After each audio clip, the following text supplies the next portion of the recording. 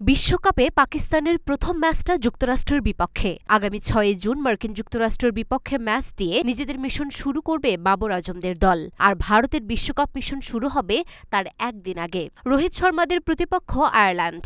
তবে এই দুই ম্যাচ ছাপিয়ে ৯ তারিখের ভারত পাকিস্তান ম্যাচ নিয়েই আলোচনা বেশি ক্রিকেট দুনিয়াতে।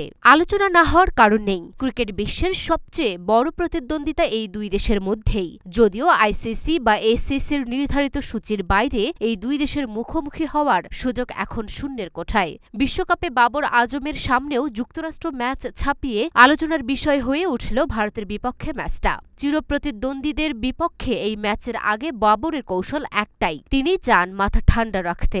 নিজেদের দক্ষতায় বিশ্বাস রাখলে ও পরিশ্রম করলে সাফল্য পাবে পাকিস্তান, এমনটাই বিশ্বাস করেন অধিনায়ক বাবর। টি-20 বিশ্বকাপে ভারতের সঙ্গে এখন পর্যন্ত ৭টি ম্যাচ খেলেছে পাকিস্তান, তবে হারতে হয়েছে ৬ ম্যাচেই। ২০০৭ সালে প্রথম আসরের ফাইনালটাও ভারতের কাছেই হেরেছিল পাকিস্তান। অবশ্য ২০২২ সালে সর্বশেষ বিশ্বকাপে মেলবোর্নে জয়ের খুব কাছ থেকে ফিরতে হয় তাদের, যদিও ম্যাচটি পাকিস্তানের জেতা উচিত ছিল বলেই মনে করেন তিনি। বৃহস্পতিবার পাকিস্তান নিজেদের বিশ্বকাপ মিশন শুরু করবে যুক্তরাষ্ট্রের বিপক্ষের ম্যাচ দিয়ে। আগামী ৯ জুন হবে ভারত পাকিস্তান মহারণ। এরপর ১১ জুন কানাডা ও ১৬ জুন আয়ারল্যান্ডের বিপক্ষে ম্যাচ দিয়ে বিশ্বকাপের গ্রুপ পর্বের খেলা শেষ করবে বাবর আজমের দল।